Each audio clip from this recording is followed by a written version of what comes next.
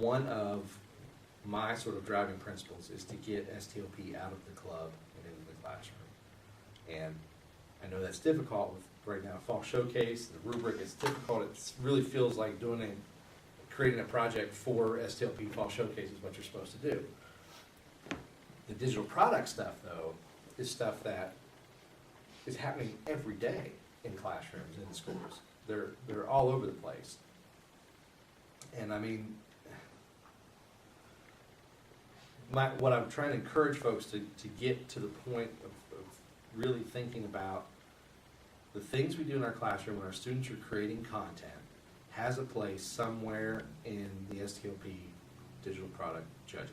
So the big thing is, and I want to make sure y'all can see it too. So when we think about like digital art, that's very vague, purposefully. And so this is and this is tough because I usually end up finding out who are like the AP students in high school. Digital art is really vague, and it could be a lot of things, and a lot of people want to know, what exactly does that mean, digital art? What is it? Because it could be a ton of things. It could be photography. It could be where they've taken a picture and painted on it with Photoshop. It could be that they've created something entirely original. The stress point for all of that is that everything that they do is original. It is not pulled from somewhere. It is not someone else's photograph that they manipulate. It is not that they've taken a logo and made it. The idea is that it really needs to be, because we're posting it online down the road, we're presenting it over the web, particularly at state championship when we are doing our award ceremony. We want to make sure that one, it's just all original stuff. Up the e-publishing product, which a year ago was called publishing product and asked you to print out a story. The little bit different this year is that with e-publishing, we are looking for not necessarily e-book format, which is great. You know, districts that have access to iBooks Author, things like that, come up with some great things. But as far as e-publishing is concerned, it's about, do the students create any sort of what used to be considered print material for their school, for learning, to demonstrate learning. And maybe that is a book that they've done that now is an e-book. Maybe that e-publishing is they are helping with some of the also kind of technical writing stuff. Maybe they're doing how-to documents for teachers where they're really it's not just a video, but they're working out the details. Those are all e-publishing type things. Some districts have used, students have done like digital textbook concepts where they've done for a unit lesson, they've done a textbook unit. And that included, a quiz at the end and embedded videos that they made, images they saw. Any format works. It doesn't have to be EPUB. It can be a PDF. It can be, as long as it's something that is readable by a judge who may or may not have a Mac. You know what I mean? So we've got to be kind of agnostic, device agnostic with that. Great example there from Marion County to take a look at. It says published product. Is that just means published online? Does that mean literally published? It can be, yeah, it could totally be. So a great example is in Clark County. They publish their school newspaper, paper form, but they also do a digital form, published. Could be on a website, could be self-published. I mean, that's the thing. Some of these terms don't fit anymore. I mean, I could write a book and sell it on Amazon tomorrow without a publisher. Is that published? Is it not? So it's tough, but we're trying to keep things purposely vague so that we can incorporate and include as many things as possible. I guess what I'm trying to say is I'm not going to throw something out. If we think it fits, then it fits. If we think it fits, it fits. You know what I mean? Okay. This is where it gets weird. I'm going to be honest with you. The feature video product is kind of strange because your documentary could be a feature video, and you got to kind of think, where do I fit this in? The idea behind a feature video would be, was intended to be like a category where students have used entirely new footage and they've made their own video, whether that is a story that they've done, whether that is, I know sometimes they act. The idea there is, this is creativity. How do they creatively use video? Maybe they do their own music video, put their own music Obviously, they can't do copyright. The Get Certified. HP has always sponsored this. HP is no longer sponsoring it, so we're looking for a new sponsor. The idea is basically kids that have a number of certifications, technical certifications, make a resume, and the one with almost most certifications wins. I mean, really kind of what it comes down to. Okay. The graphic design product, again, graphic design, digital art.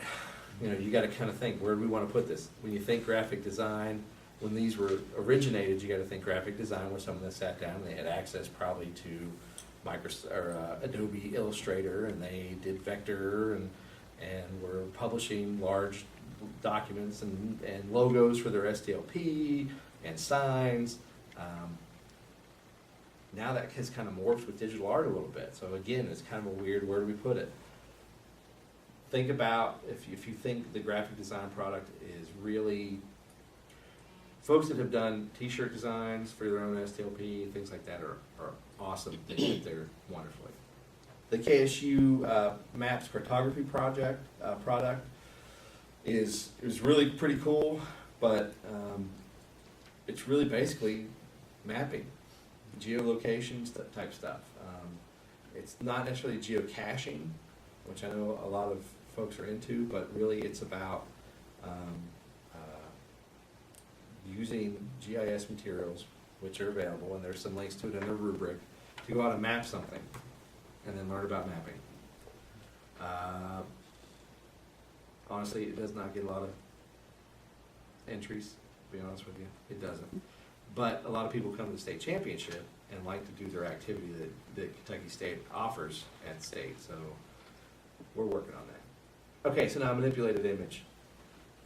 Pretty straightforward. Manipulated image is taking really an original image and either morphing it with another original image or using tools to create a new atmosphere or a new design aesthetic from your original image. The example, there's an example on the website where a student took a photo of his little brother 4 times in 4 different locations and then merged them all into one document. So it looks like there's 4 of them. You know, that was a cool little thing. I think the winner last year was at Elkhorn Crossing, and they had a photograph of a girl, one of his classmates, on a couch, and then he placed that couch inside an image from a field that he had taken, and then he included a photograph of an umbrella that she was not holding originally in her hand, and then he used Photoshop to create it and to make it look like it was pouring rain, and change the background color, and it looked dark and it was raining, and it was really cool. And then to see the original image first, it was a very, very cool thing. So the idea there is 2 original images, figure out a way to work them together. Now here's one of the things that's tough there. Originally, manipulated photo would be difficult. You need to have some sort of Photoshop type software, but now we all have these and we all have filters. So I would caution you, what did not do well last year was someone that just put on the Lomo filter and took a picture of the sunset and said it was a negative. And it's cool, but it's really not the concept of taking multiple images and trying to put them together. But yeah, so multimedia. The key there is just 3 types of media to teach a concept, is what it says. So 3 types of media, meaning they've taken a photograph, they're using video, maybe they're doing audio, maybe they've got an original song. It's basically a mashup concept. Music product, obviously, digital music, fully created with the original stuff.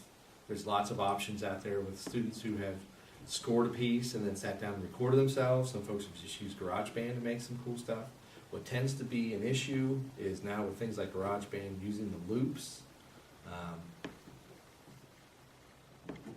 Still original. I mean, you're using a tool, you're still putting it together, making something new out of it. But I'm going to be honest with you, what tends to score higher in those categories are kids that do actual original compositions and record it either digitally with a piano or however they do it. But music is music, and using the loops in GarageBand is awesome. I do it all the time. Photo product, straight up, it's just an original image. It should probably be digital, and it will be. But it's just an original image, and you know, it's all about composition. It's that whole like photography thing.